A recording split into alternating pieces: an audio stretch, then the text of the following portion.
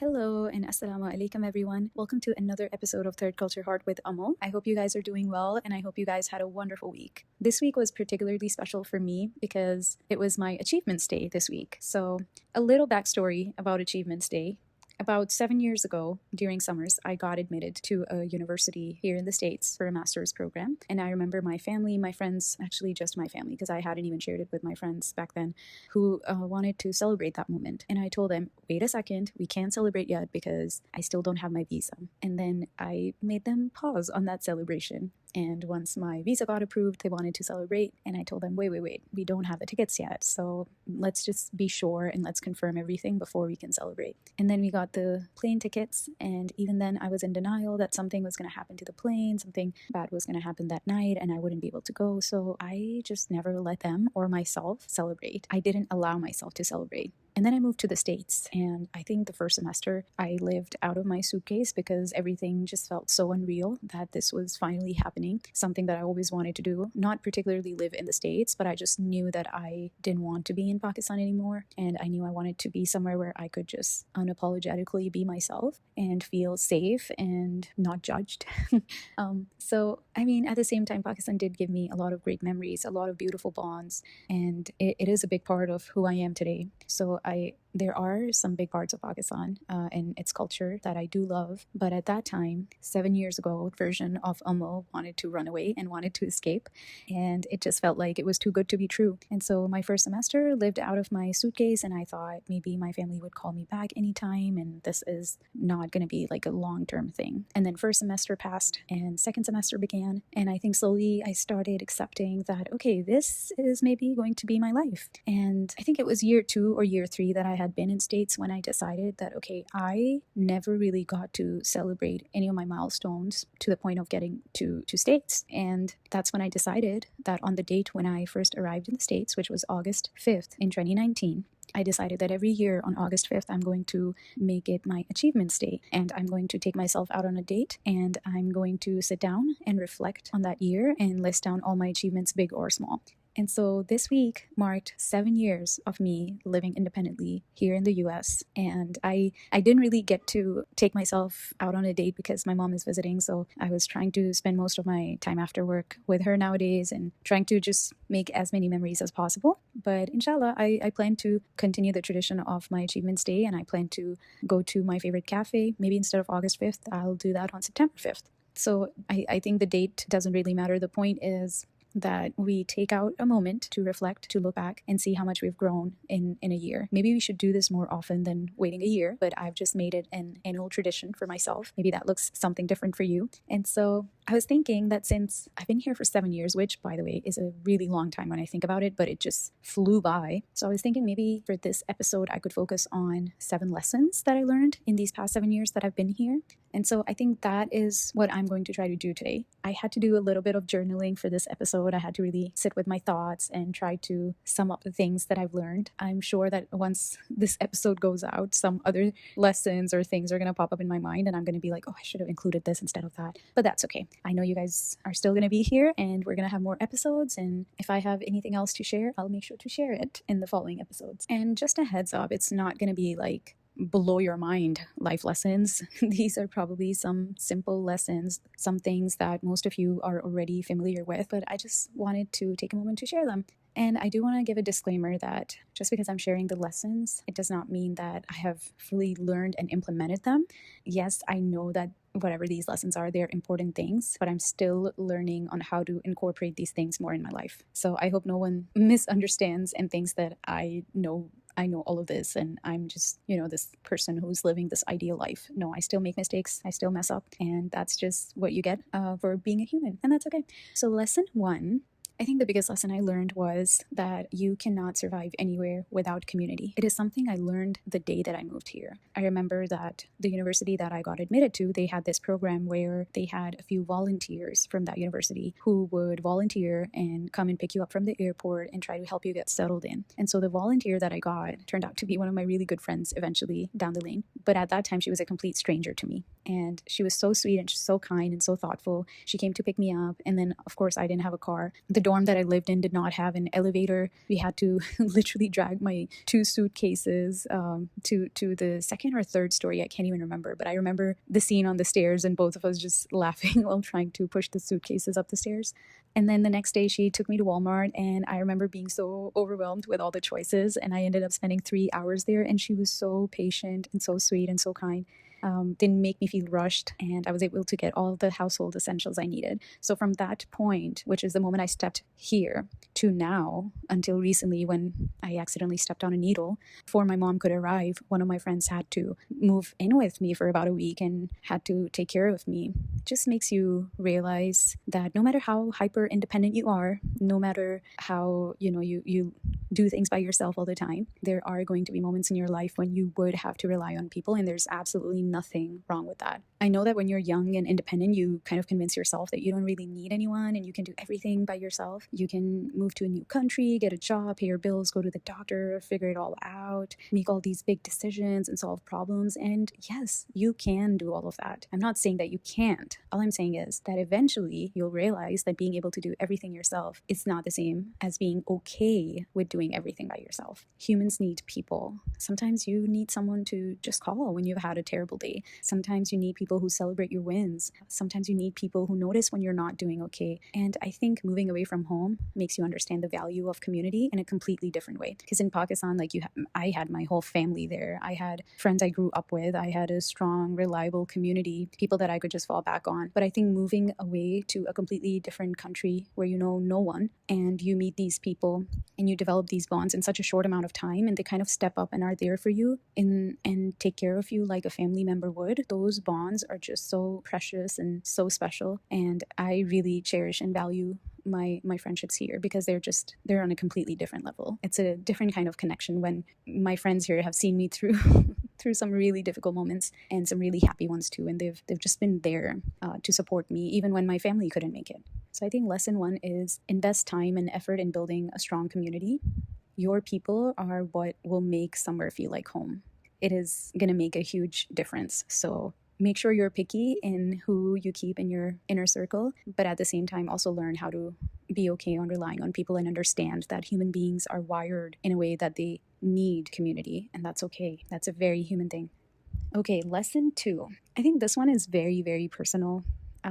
I don't think it's particularly about moving away from home. This is just a personal thing that I've learned. So lesson 2 is that you have to learn how to actually feel your emotions. And I think for a very long time, I was just good at functioning. So something happens. Okay, figure it out. There's a problem. Okay, let's solve it. Responsibility. Okay, let's handle it and just keep moving, keep going on. And I think when you're constantly in survival mode, you can become really disconnected from what you're actually feeling. You can be incredibly capable, but still not be emotionally okay. I don't know if that makes sense. So I've just been learning that emotions aren't problems that need to be fixed.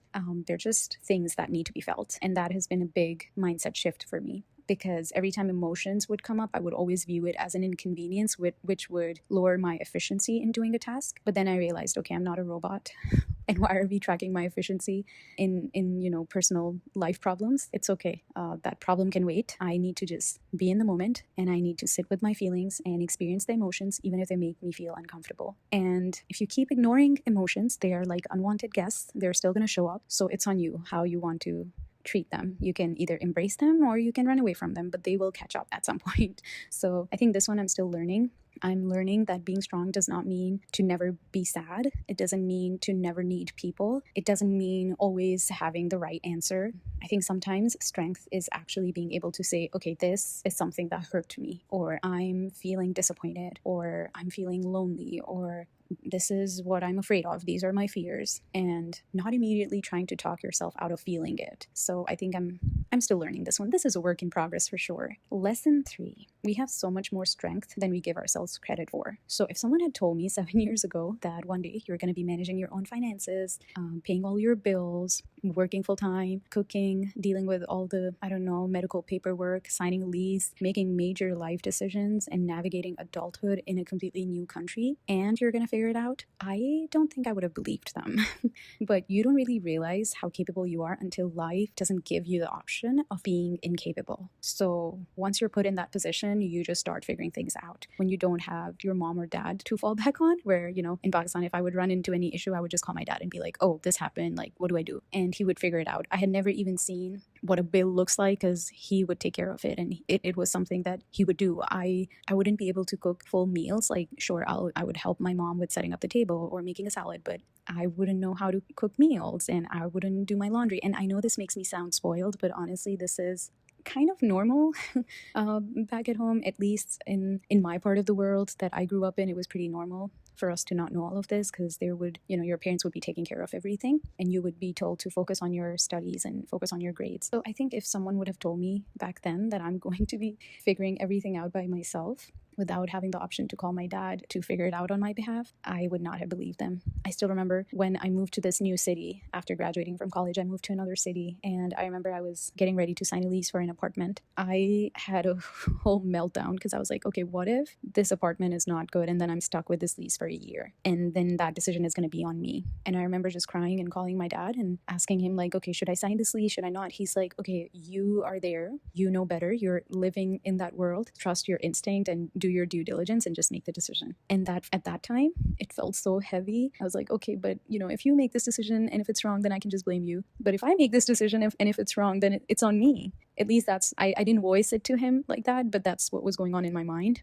Of course, now I would tell that version of Amal that it's okay. You can make wrong decisions, and that's okay. But yeah, I'll talk a little bit more about that later. So I think we don't give ourselves enough credit, and we kind of determine our internal limits. But when push comes to shove, and when you're put in that position, sometimes you will exceed your expectations and impress yourself with your capabilities. Sometimes we just underestimate ourselves because we're looking at the things we're still struggling with instead of everything that we've already survived. So that's something I want to remember, to give myself more credit. And as I shared that experience with you, I know that I've probably already handled things that the old version of myself would have been terrified to face, like the whole needle situation, medical bills, all of that.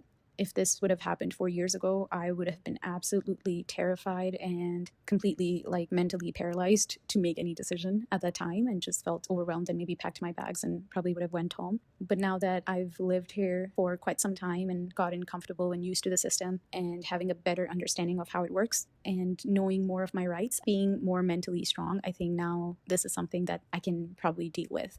So yeah, that was lesson 3. Moving on to lesson 4. This is something I already touched, but I want to dive deeper into this. So lesson 4 is that the life you imagine for yourself is limited by your own imagination. And what that means is that we always create these timelines in our heads, and maybe it is inculcated in our minds by the society. I don't know, but we always have a timeline. Like, okay, by this age, I'm going to have this. By this point, I'll be here. My life is supposed to look like this at this time. And then life doesn't follow the timeline. And suddenly you feel like you're behind, especially when you look around and it feels like everyone else is mastering this race called life. Someone got married, someone bought a house, someone had a baby, someone got promoted, someone moved somewhere amazing. And you're just sitting there thinking, okay, what am I doing wrong? So I think I've learned that my understanding of what my life should look like is inherently limited because I can only imagine what I know, and God knows what I don't. And sometimes, actually most of the times, his plan doesn't look anything like the plan you've made for yourself. And that doesn't necessarily mean that your life is going in the wrong direction. It just might mean that you're trying to measure your life against a timeline that was never meant to be yours. And I think I'm learning to be okay with that, to trust that something can be laid according to my timeline or according to society's timeline and still be exactly where it needs to be according to God's timeline, and his plans are always the best. Lesson 5.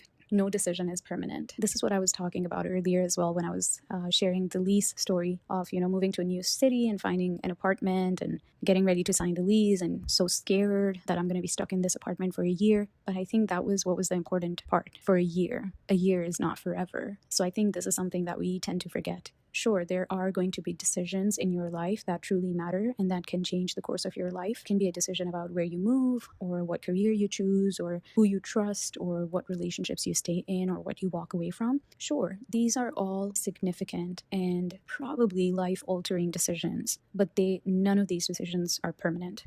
You can make a decision, later realize that you want something different. And you only realize that after making that supposedly wrong decision. After going through that experience, it gives you enough knowledge to make a well-informed and better decision next time. So that wrong decision is so important and is the right decision at that time, and is the decision that leads you to the long-term right decision. Just remember that you can always change direction, you can always start over, you can always leave, you can always rebuild, and you can always make a better decision with the information you have today. Taking accountability of your decisions does not mean punishing yourself forever for something you decided in the past. It means saying, okay, that was my decision, I own it, and now I get to decide what I do next with better quality of information. We need to trust in God and understand and accept that the decision that now seems like a wrong decision was meant to happen. You were meant to take that path that now seems so wrong in order to become the version of yourself that you are today. Lesson 6, celebrate your milestones and stop moving the goalpost. Okay, this is something I'm actively trying to get better at, because we're so good at telling ourselves that,